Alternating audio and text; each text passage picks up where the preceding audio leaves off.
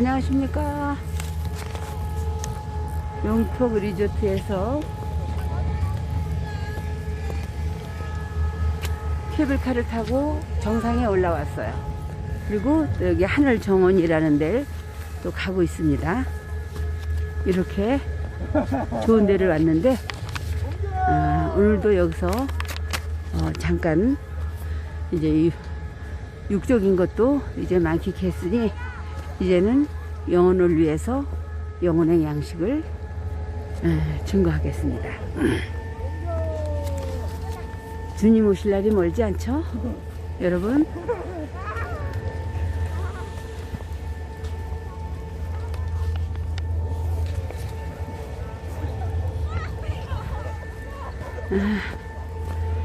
하늘정원에 가는데 눈싸움들도 하고, 여러분, 더 중요한 거,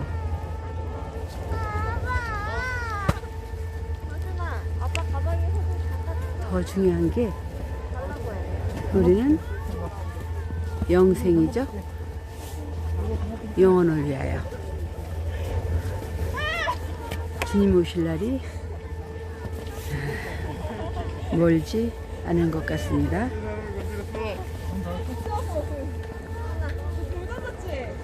멀지 않아서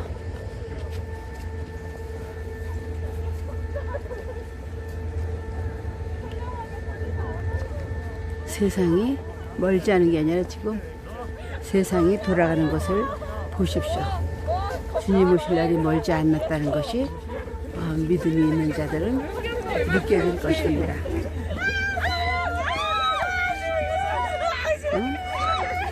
김정은 체제나 종북, 친북 세력들 하는 것을 보면 선동하고 거짓말하고 얼굴 두껍고 하는 것을 보세요.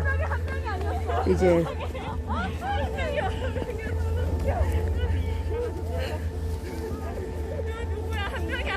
하나님이 지으신 모든 만물들은 하나님이 명하신 대로 순종하죠. 만물의 영장인 사람들만 불순종하고 하나님 마음을 아프게 하는 것을 볼 수 있습니다. 어제는 평창의 하늘 목장에 갔었고요. 안개가 끼고 비가 와서 아무것도 볼 수 없었습니다. 근데 우리가 거기서 사진 한번 찍으려고?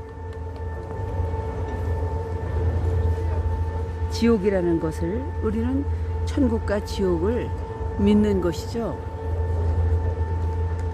그래서 지옥이라는 것은 뭐냐? 하나님과 영원히 관계없는 죄 씻음을 받지 못한 더러운 영들을 가두려고 준비하신 곳이 지옥입니다. 천국은 뭡니까? 하나님과 영원한 관계를 맺은 그의 주님의 신부들을 두시려고 준비하신 곳입니다. 거기가 천국이에요. 신랑과 신부의 결합 관계란 깨끗하고 흠없는 한 몸으로 출발된 것을 뜻하고 있죠. 하나님이 짝지어 주신 것을 사람이 나누지 못하리라 마태 19장 6절 말씀하셨어요. 윤리적으로나 원칙적으로 다시 분리될 수 없는 존재를 말하죠. 영원하신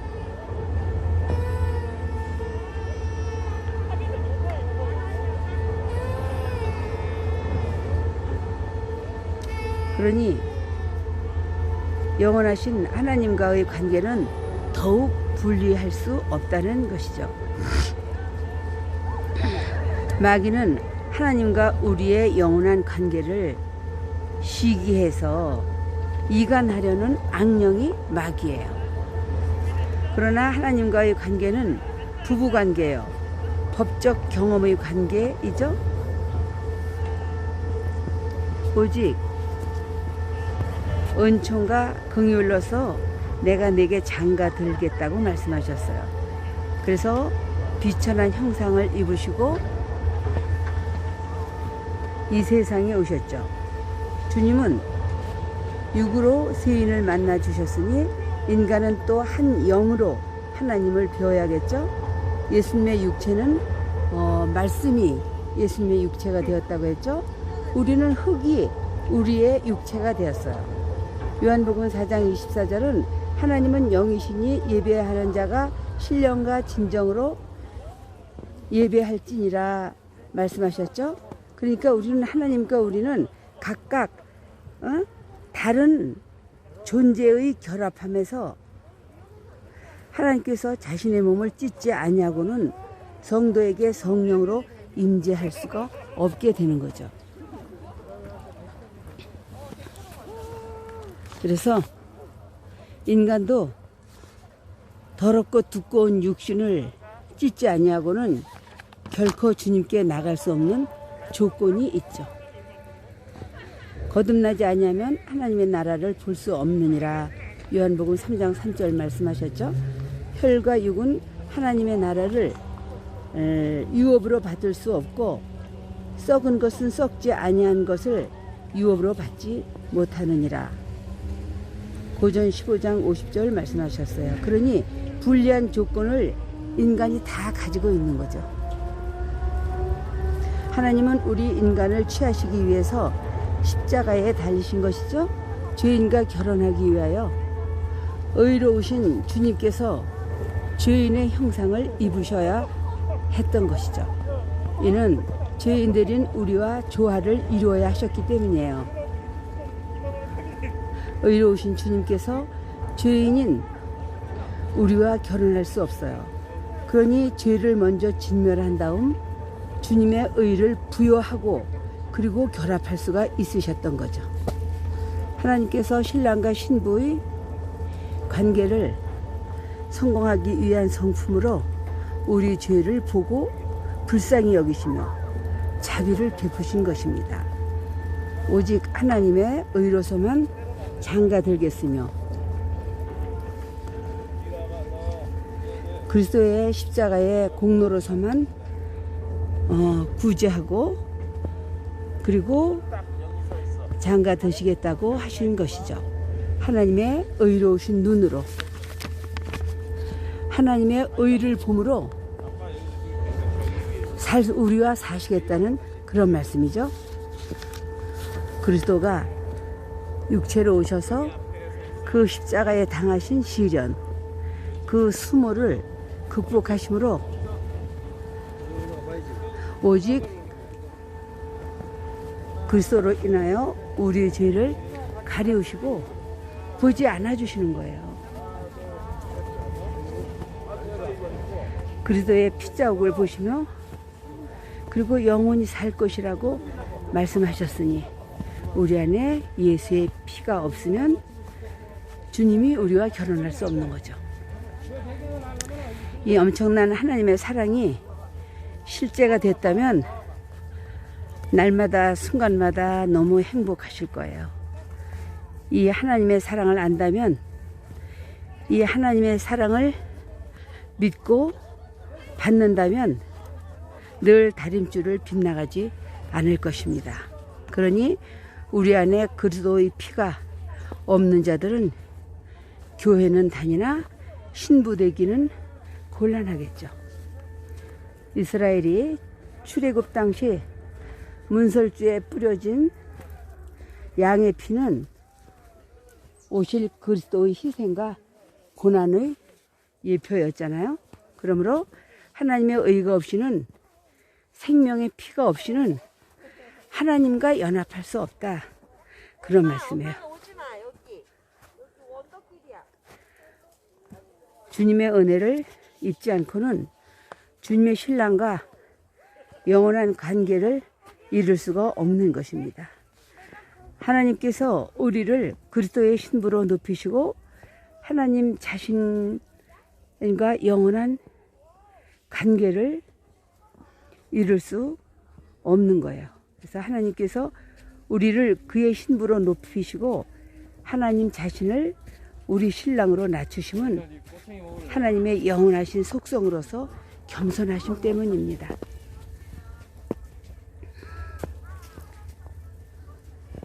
그러니 교만한 자는 영원히 신랑과 신부의 관계를 맺을 수 없습니다. 교만은 신부의 자격을 스스로 박탈하는 자살 행위인 것이요 저주죠. 하나님의 영원한 원수는 사단이요 마귀죠. 교만은 하나님과 영원히 조화될 수 없습니다. 하나님의 말씀에 불순종하고 믿지 않는 것이 교만이에요. 출애굽기 13장 14절은 오직 예수 그리스도로 옷 입고 정욕을 위하여 육신의 일을 도모하지 말라 말씀하셨어요. 신랑 되신 주님께서 순종하지 않으면 예수를 사랑하지 않는 거예요. 신앙이 좋다는 뜻은 주님을 얼마나 사랑하는가가 그 척도가 되는 것 아니겠습니까?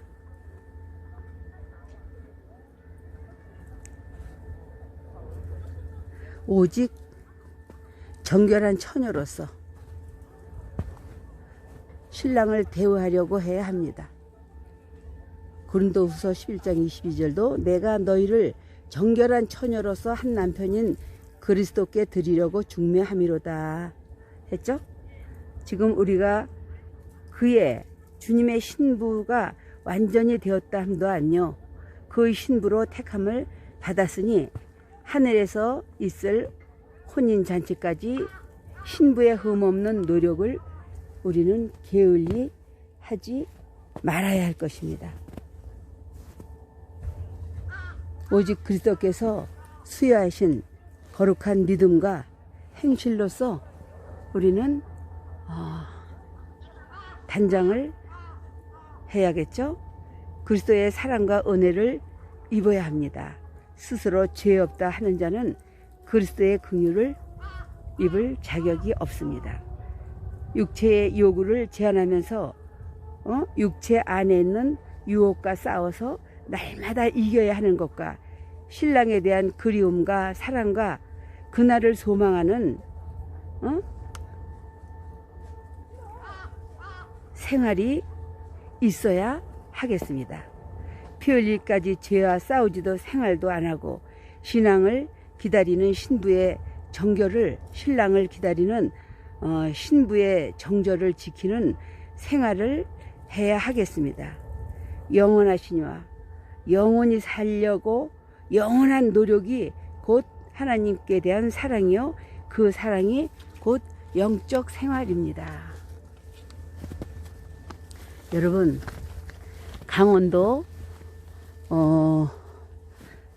평창의 하늘 목장에 어제 갔다가 오늘은 또 숙소에서 자고 용평 리조트에 왔습니다. 와서 케이블카를 타고 이 산중에 올라와서 이 눈 속에서 여러분과 함께 말씀을 증거해 드렸고 여러분에게도 정말 뜨거운 은혜가 됐으면 좋겠습니다.